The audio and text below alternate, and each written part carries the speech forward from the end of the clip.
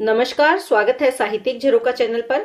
आज हम कर रहे हैं नरेश मेहता की कविता समय देवता। ये लंबी कविता है, इसके 2 भाग मैं करवा चुकी हूँ। आज इस कविता का भाग 3 हम कर रहे हैं और कोशिश करेंगे कि आज ये कविता हम पूरी करें। तो आइए शुरू करते हैं। कवि यहाँ पर पैगोडा की भूमि का वर्णन कर रहे हैं। क्या कहते हैं? पैगोडा से भरी भूमि यह ब्रह्म देश है। यानी ऐसी भूमि जहां पर पैगोडा बने हुए हैं। ये कौन सा देश है? ये ब्रह्म देश, वर्मा की जो धरती है, जो म्यांमार की धरती है, उसका वर्णन यहाँ पर किया गया है।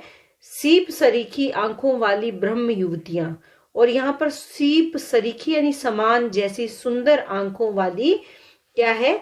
ब्रह्म युवतियां है, सुंदर युवतियां हैं। अपने मनु के विश्वासों का दीप संजोए ईरावती संग संग चलती। जो यहाँ पर किसकी बात कर रहे हैं? ईरावती नदी की बात कर रहे हैं कि अपने मनु के विश्वासों के, मनु क्या है? मनुष्य, मानव, उसके विश्वासों के दीप सजोकर यहाँ ईरावती जो नदी है वो संग संग चल रही है। हिंद चीन और ब्रह्म देश में धुआं उठ रहा, कि हिंदुस्तान में, भारत में, चीन में और म्यांमार या वर्मा में धुआं उठ रहा है। तो यहाँ पर वो बताना चाह रहे हैं कि अब क्या है? आग लगी हुई है, माहौल बदल गया है। सागौन जंगलों में जीवन की आग लगी है। सागौन के जो जंगल है वहां पर आग लगी हुई है।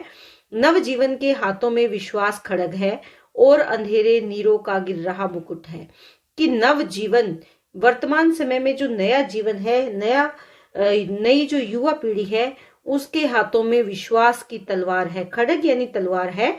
और अंधेरे नीरो, अंधेरे क्या है? अंधकार, तानाशाह, किसका?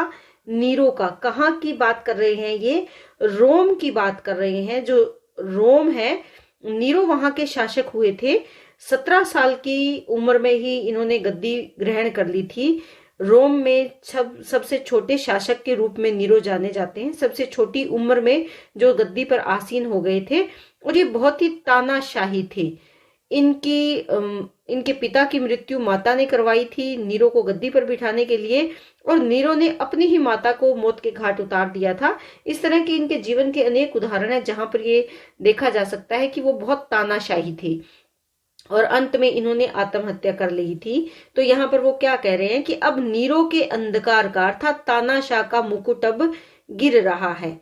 कितना श्रम करता है सूरज, इसीलिए वह आदि श्रमिक। कि सूरज कितनी मेहनत करता है, इसीलिए आदि काल से, हमेशा से ही वो श्रमिक माना गया है। सबसे पहला श्रमिक कौन है? यहाँ सूर्य को बताया गया है। कर्मशील है उसके रथ के रंग अश्व सब, कि उसके रथ के साथ जो अश्व, रंगीन अश्व जो बंधे हुए हैं, किरणें जो उसकी रंग बिरंगी किरणें अश्व के रूप में जो हैं, वो सब कर्मशील है, कर्म को महत्व देती है। कर्म की विजय दिवस कहलाती, और कर्म ही क्या है? विजय दिवस के रूप में जाना जाता है।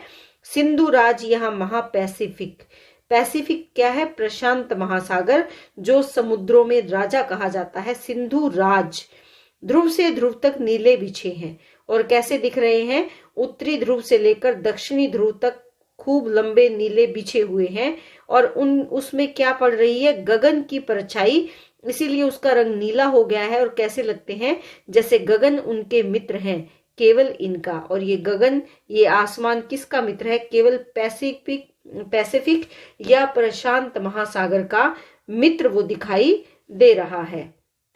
डमरू जैसा देश दिख रहा अमेरिका का, और अमेरिका का आकार कैसे नजर आता है उनको?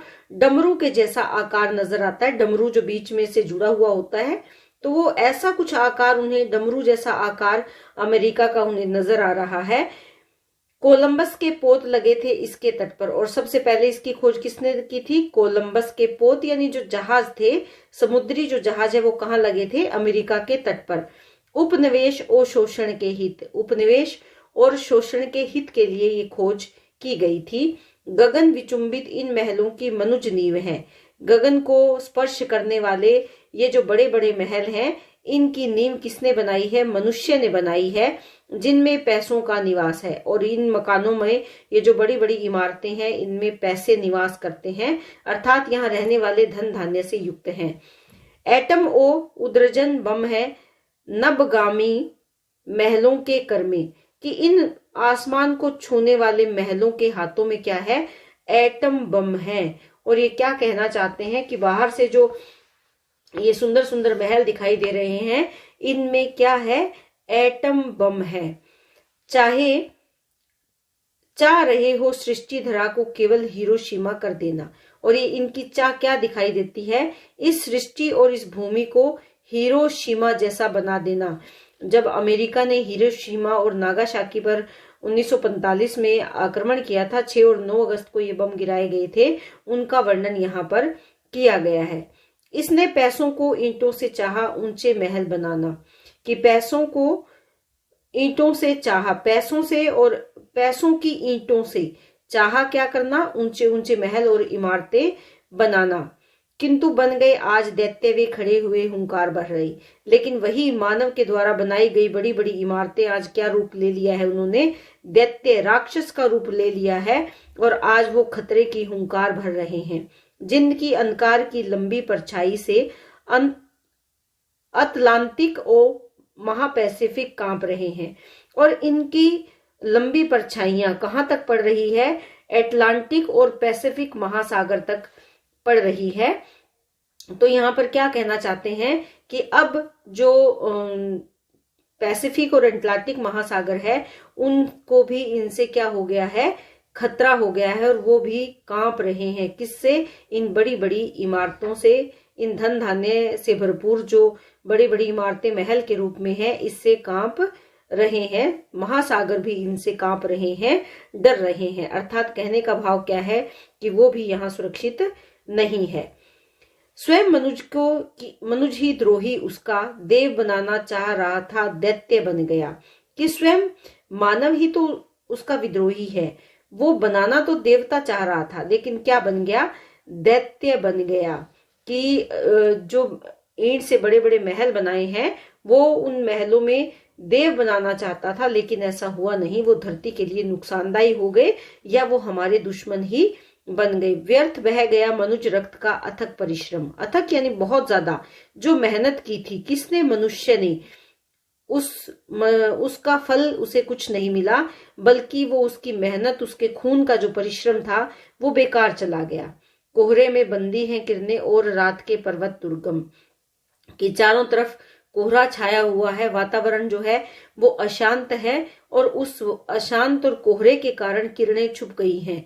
रात के पर्वत दुर्गम, और चारों तरफ अंधकार छा गया है, और ये दुर्गम जिनको पार नहीं किया जा सकता, ऐसे पर्वत अंधकार के खड़े हो गए हैं। मनुज बांसुरी पर बजती है दानव की लोहे की सरगम। मानव के द्वारा बनाई गई जो बांसुरी है, उस मानव की बांसुरी पर बजती है दानव की लोहे की सरगम। कि वो ऐसे, उसे जो आवाजें आ रही है, वो मानवता की आवाजें नहीं, बल्कि दानव की हुंकार भरती हुई आवाजें प्रतीत होती है। धन धान्य का वसुधा यौवन लो पटरी की कीलों में बंधा हुआ है। कि धन धान्य वसुधा का जो यौवन है, धन धान्य से भरपूर जो होना चाहिए था, वो लो पटरियों की कीलों से बंध गया है। कि चारों तरफ मानव ने इतना अपना जो उसका निर्माण कार्य है वो फैला दिया है, कि वो जो सुंदर वसुधा होनी चाहिए थी, वैसे अपने रूप में वो नहीं है। विश्व शांति का आह्वान इन राजनीति के भवनों में तो सदा असंभव है। कि राजनीति के क्षेत्र में अगर देखें तो जो विश्व शांति, विश्व में एकता और भाईचारे करने का जो आह्वान है, वो इन भवनों में नजर नहीं आता। वह जन रव से दूर हंस रही दूब बिछाए धरती माता।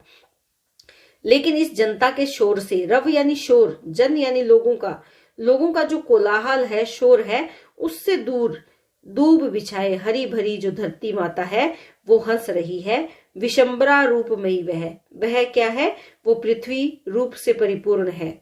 सरित सोम के कलश भरे बैठी पुत्रों की आस लगाए। और वो सोम, सरिता नदियों और सोमरस के पवित्र जल के कलश भरकर मनुष्य जो उसके पुत्र हैं, उनके आने की आस लगाकर बैठी है, कि उनके जो मनुष्य पुत्र हैं वो वापस लौट कर आएंगे उस खूबसूरत धरती के पास, जो ये इमारतों का या निर्माण का, या जो चारों तरफ निर्माण के कारण या मानव की इस प्रगति और विकास के कारण जो धरती का नुकसान हुआ है, उस नुकसान को या उस विनाश को दूर करके मनुष्य फिर से उसके पास लौट आएगा, ऐसी कल्पना करके धरती माता मनुज का इंतजार कर रही है। यह नीले सूरज की धरती मेरा यूरोप, यहाँ पर किसकी बात की गई है? यूरोप की बात की गई है। आसमान का संजय जिसके युद्धों का इतिहास कह रहा।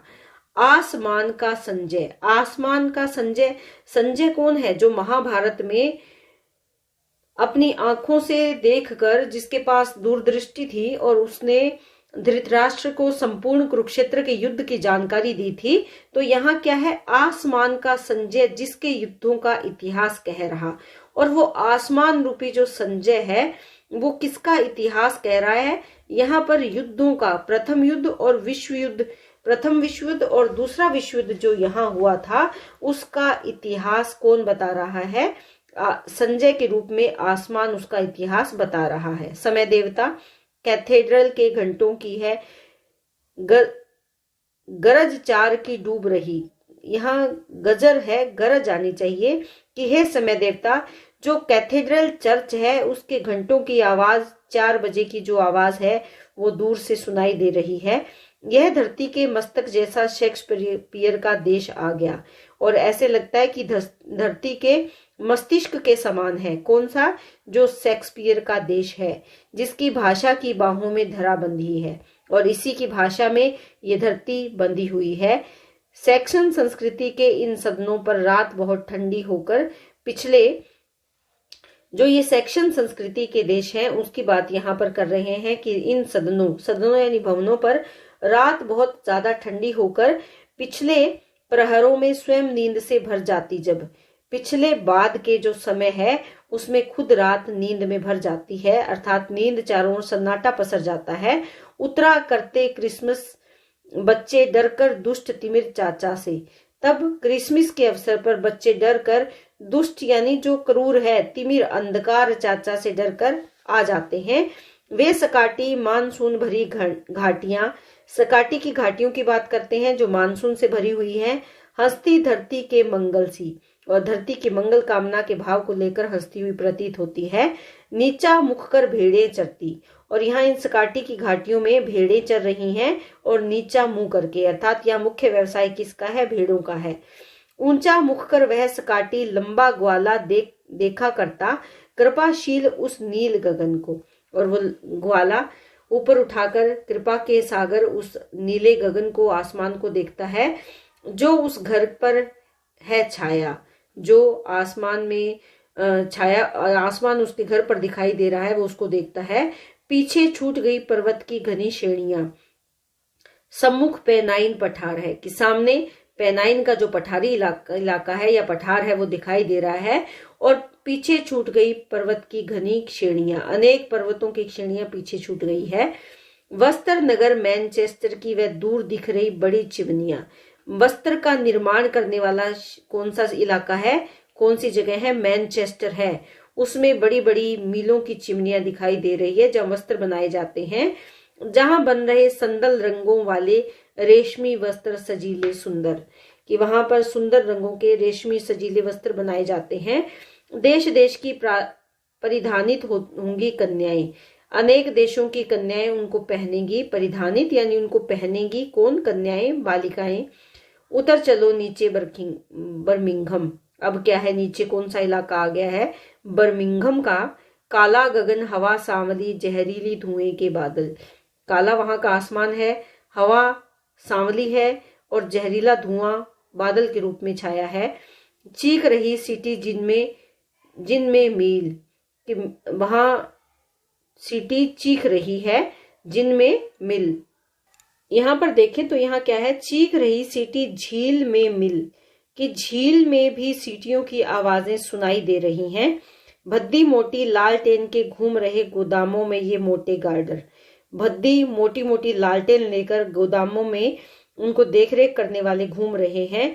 जांच रहे रेलों के पहिए हथौड़ों से घन घन करके, और यहाँ गोदामों में मोटे गार्डर, ये भी हो सकता है कि वो जो गार्ड हैं वो घूम रहे हैं मोटी लालटनें लेकर। जांच रहे रेलों के पहिए हथौड़ों के घन घन करके, और जो रेलें वहां से निकलती है उनके पहियों को हथौड़े मार मार कर वो देख रहे हैं। मोटे होठों में चुरूट जल रहा। चुरूट का मतलब यहाँ क्या है? तंबाकू या सिगरेट की मोटे मोटे उनके होंठ है और वो उन होठों में सिगरेट दबाकर जला रहे हैं या उसका सेवन कर रहे हैं। आसमान की छाती में इंजन का सारा शोर भर रहा।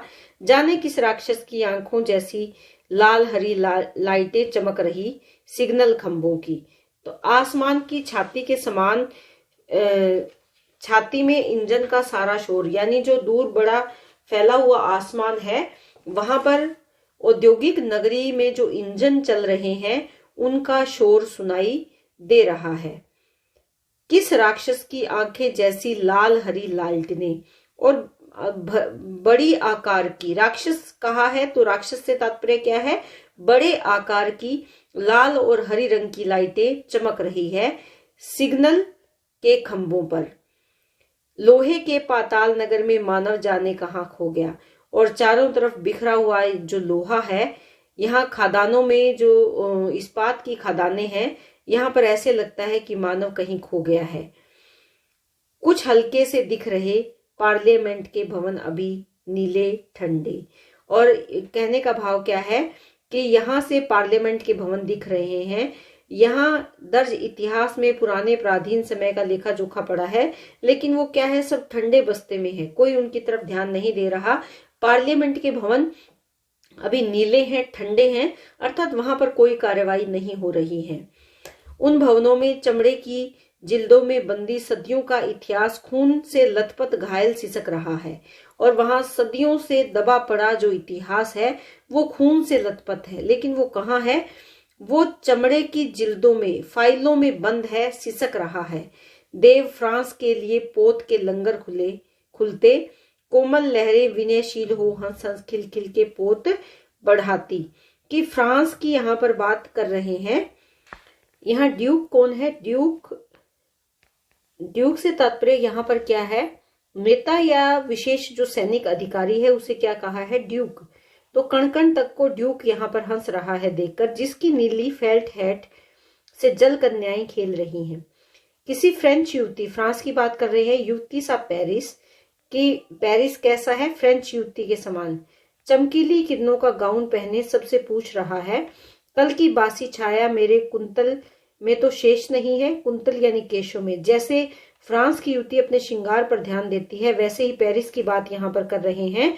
दूर कहीं यूकेलिप्टिस के पत्तों की गोरी छायाओं में से छनकर चली आ रही नारमेंडी के उन शैटों की नृत्य क्रियाएं, जैसे यूकेलिप्टिस क्या है? एक लंबा पेड़ होता है, उसके पत्तों की जो गोरी छायाएं हैं उसमें से छन कर आ रही हूँ, जैसे नारमेंडी के उस शैटों की नृत्य गते वे। सीन नदी की लहर कमर में हाथ डालकर नाच रहा है, जिन तालों पर मेरा पेरिस। सीन नदी जो प्रमुख नदी है, तो वहां पेरिस उनको देखकर ऐसे लगता है कि वो वहां पर हाथ डालकर नाच रहा है।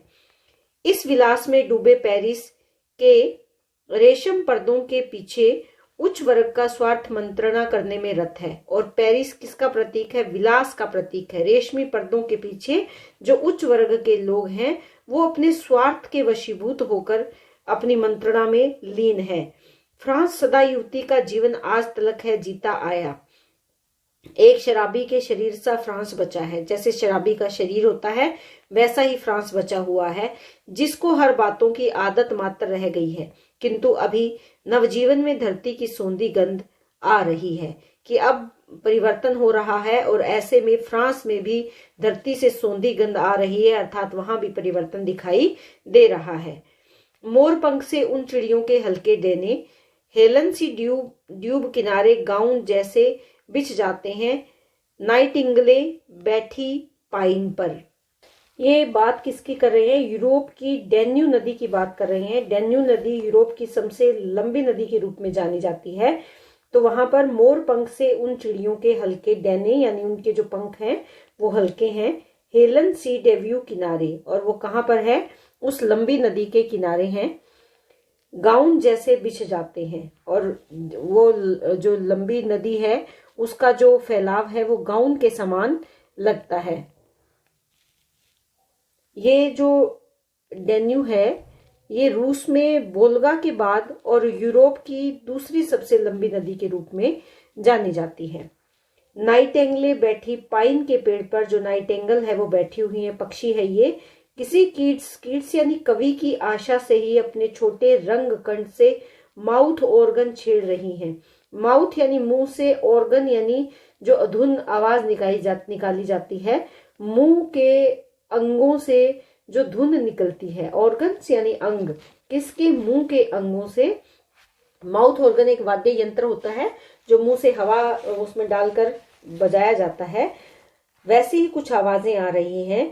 रंग घंटियों की वह सरगम, नई वधू सी श्वेत स्कर्ट सी हिम पर बिछने को है। और रात की नीली रेशम वाली पर्दे आल्पस पर्वतों के महलों में जब गिर जाते हैं। आल्पस पर्वत की बात यहाँ पर की जा रही है। तो आल्पस पर्वत क्या है? स्विट्जरलैंड में जो स्थित है आल्पस पर्वत, उसकी बात कर रहे हैं कि ऐसे लगता है कि वो नील कमल के सपनों में डूब रहा है। और यहाँ पर उसी की बातें चल रही है, प्रकृति के सौंदर्य की बात कवि यहाँ पर कर रहा है। अंधकार के नील वनों में लार कंठ तक डूबा डूबा उठने लगता, तम का वैरी तारों की वे मोमबत्तियां जला कहीं फिर चल देता है। तो यहाँ पर वो बता रहे हैं कि जो अंधकार है वो चारों तरफ फैला हुआ है, लेकिन उसको दूर करने वाले भी हैं। और वो उस तम के यानी अंधकार के जो वैरी है, तारों रूपी जो मोमबत्तियां हैं वो जलाकर फिर कहीं चले जाते हैं। केवल पीले बालों वाली संध्या का वह गगन पियानो। पीले जब संध्या होती है तो चारों तरफ आसमान में पीला रंग छा जाता है। उस पीले बालों वाली जो सांझ है उसका बजाने वाला यंत्र क्या है? गगन ही उसका पियानो है।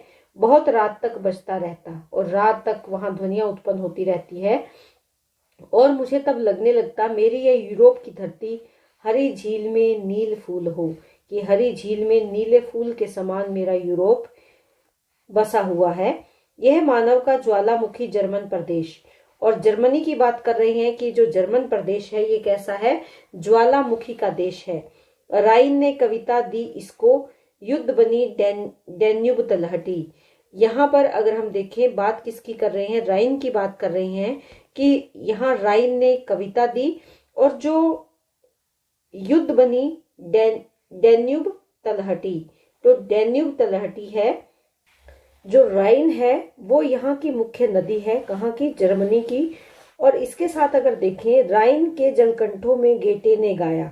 और राइन के गेटे क्या है? यहाँ के महान कवि हैं गेटे। तो उनकी बात यहाँ पर कर रही हैं कि राइन के जो जलकंठ हैं उनको गेटे ने गाया, अर्थात उस राइन नदी की जो स्वर लहरियां हैं उसको गेटे ने अपने काव्य में पिरोया है। और हिटलरी फौजी बूटों ने कुचला डैन्यूब लहर को।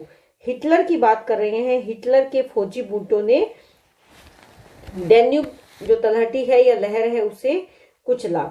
संगीनों से कभी नहीं गेहूं उगता है। संगीन यानी बंदूकों से कभी गेहूं उत्पन्न नहीं होता है। कल पुर्जों के खेतों में ही बम की फसल हुआ करती है। कि जहां कल पुर्जे बनते हैं, खेत का तात्पर्य क्या है? बहुतायत। जहां कोई चीज पैदा की जाती है तो वहां पर बम की ही फसल होती है। खाकी वर्दी का युग मेरा इस जर्मन प्रदेश में घर कोई नाम नहीं है, बनी हुई बैरक ही बैरक है। कि यहाँ पर घर जैसा कुछ नहीं, जो कुछ है वो कैसा है? बैरक है। बैरक कहाँ बनती है? बैरक होती है जो जमीन के नीचे या जो सैनिकों के द्वारा रहने के लिए जो जगह बनाई जाती है, युद्ध भूमि तैयार की जाती है, वो क्या है? बैरक है। तो यहाँ पर घर जैसा कोई स्थान नहीं, चारों तरफ बैरक है। जर्मन प्रदेश के बारे में बता रहे हैं। जर्मनी में हिटलर के शासन की बात यहाँ पर की गई है। राइन नदी के साथ कवि जो गेटे हैं उनके बारे में बताया गया है। वसुंधरा से धरा बना दी गई आज है फौजी नक्शा। कि जो हमारी सुंदर धरती थी उसे आज फौजियों का नक्शा बना दिया गया है। मनुज नहीं कैडेट चलता है, और मनुष्य नहीं चलता इस धरती पर, अब केवल कैडेट नजर आता है, सैनिक नजर आता है। नाजी जर्मन बूट की कलिक था। नाजीवाद की बात की गई है कि वो जर्मन बूट की ही देन है। किंतु जॉन बेरा की लड़की तब भी भूखी मरी हुई थी। एक नहीं लाखों ऐसे थे जिनकी छाती पर वे नाजी ठुके हुए थे। नाजीवाद की बात यहाँ पर की गई है कि नाजीवादी जो शोषण की धरती है वो यही है। बर्लिन शहर नाजी पागल सा युद्ध रूपी जो उसकी बात यहाँ पर की गई है कि बर्लिन का शहर आज नाजी पागल सा युद्ध चुरूट पी चुका स्वयं के कपड़ों में ही। युद्ध रूपी जो सिगरेट, चुरूट यानी तंबाकू या सिगरेट, स्वयं के कपड़ों में ही उसने उसको पी लिया है, अर्थात अपने आप को ही वो जलाने का काम कर रहा है। बर्लिन की बात कर रहे हैं। आग लगाकर, अपने ही कपड़ों में आग लगाकर उस आग को वो सिगरेट के रूप में प्रयोग कर रहा है। जली वर्दियां, धुआंधार फौजी नक्शे में आग लग गई। न्यूरेमबर्ग से बुलेटिनों की आती रही कई आवाजें। अब तो मेरे इस प्रदेश को कहना होगा बूचड़ खाना। बूचड़ खाना क्या होता है? जहां पर जिंदा पशुओं को काट दिया जाता है। तो ये देश अब कुछ वैसा ही, इस प्रदेश को क्या कहना होगा? बूचड़ खाना। कवि ने यहाँ के कैंप, बंदूक, बारूद और जले हुए जर्मन प्रदेश की बात यहाँ पर कवि ने की है। नील नदी की लड़की मिस्र भूमि आ गई। नील नदी की लड़की यानी नील नदी जहां से बहती है उसकी बेटी कौन है? मिस्र की भूमि। तो यहाँ पर समय देवता को किसकी बात कर रहे हैं? समय देवता को मिस्र भूमि के बारे में बता रहे हैं। पिता नील का यह प्रदेश है। यहाँ पर जो मिस्र देश है उसमें ये नील नदी का देश है, उसकी बात कर रहे हैं कि पिता कौन है? नील, और उसका ये प्रदेश है।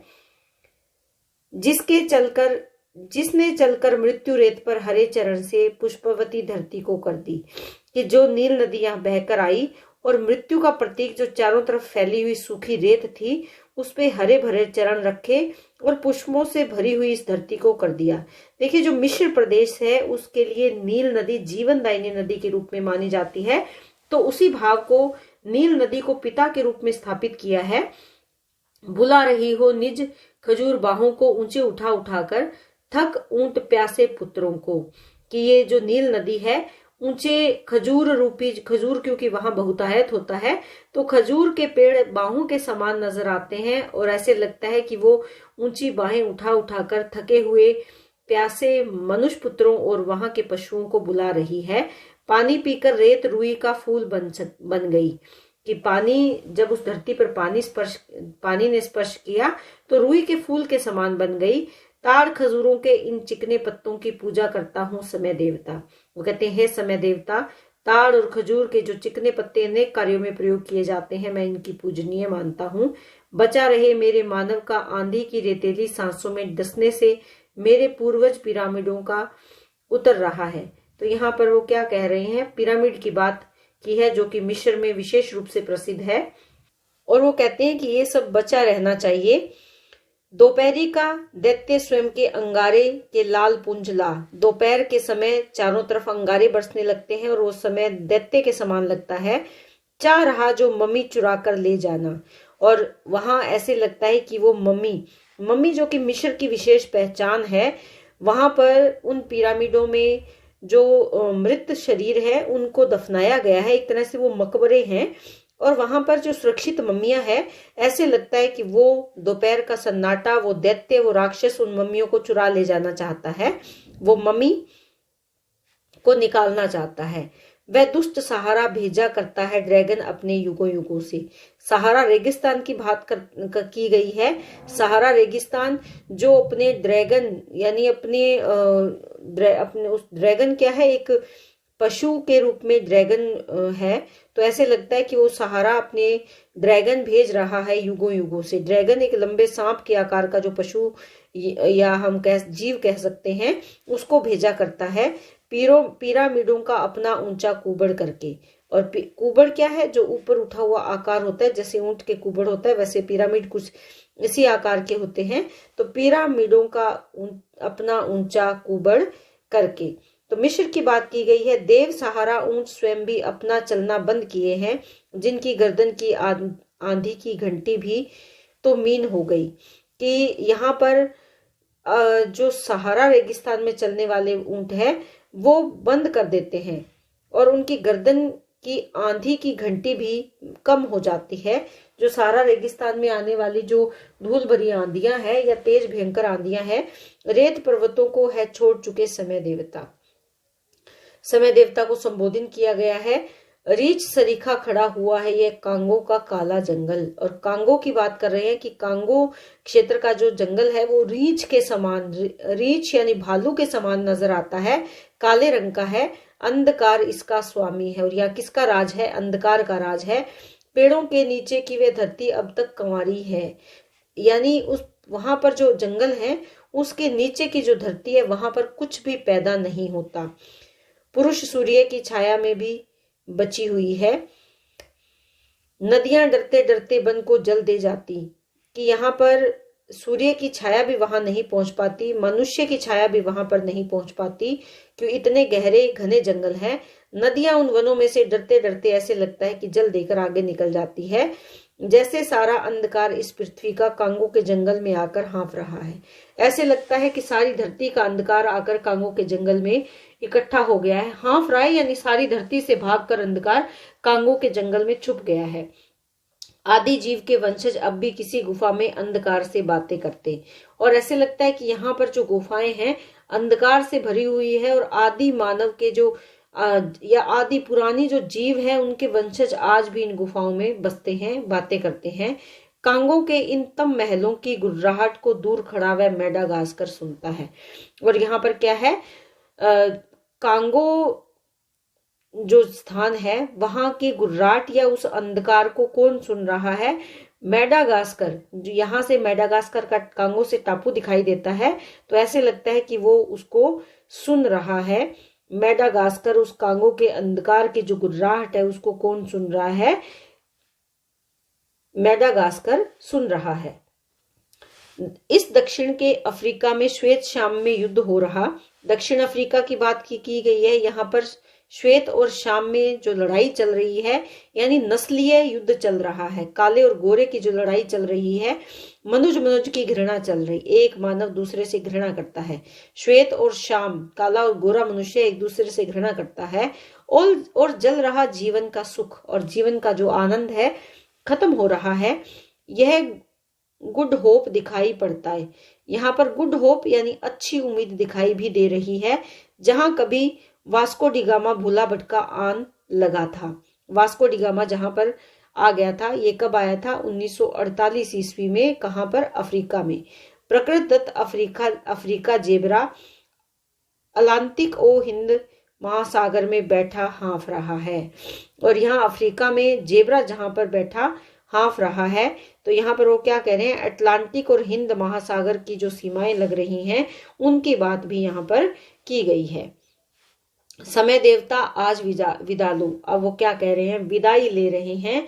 समय देवता इतिहास के प्रतीक हैं और इतिहास को कह रहे हैं कि अब तुम विदा लो, किंतु तुम्हारे रेशे के इस चमक वस्त्र में मिट्टी का विश्वास बांधकर भेज रहा हूं। लेकिन क्या कहते हैं कि तुम्हारे इस चमकीले वस्त्र में मिट्टी का इतिहास, हाथों की जो श्रम से इकट्ठी की गई मिट्टी है उसका विश्वास बांधकर भेज रहा हूं।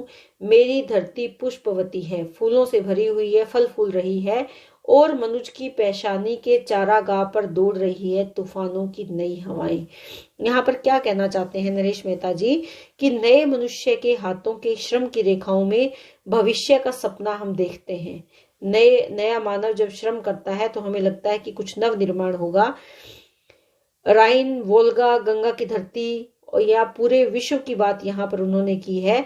अब समय देवता को विदा लेकर ये कहते हैं कि मिट्टी का विश्वास कवि को, इस मिट्टी से कवि को पूर्ण विश्वास है कि वह उसे बांधकर समय देवता को समर्पित कर रहा है। कवि यहाँ पर कहता है कि मेरी धरती पुष्पों से भरी हुई है, पुष्पवती है, और मनुष्य के मस्तिष्क के चारागाह पर, पेशानी के चारागाह, मनुष्य की सोच रूपी जो चारागाह है, उसके दिमाग का, मस्तिष्क का जो चारागाह है, उस पर बदलाव आएगा और नई हवाएं उस बदलाव को लेकर आएगी।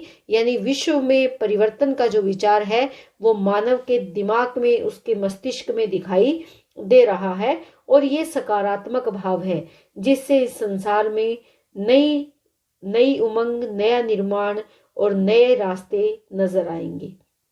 तो ये हमारी कविता थी समय देवता। उम्मीद करती हूँ कि आपको बहुत अच्छे से समझ में आई होगी और आपके लिए पेपर में ये उपयोगी सिद्ध हो, ऐसी मेरी कामना है। बहुत बहुत धन्यवाद। इसी तरह चैनल से जुड़े रहे, लाइक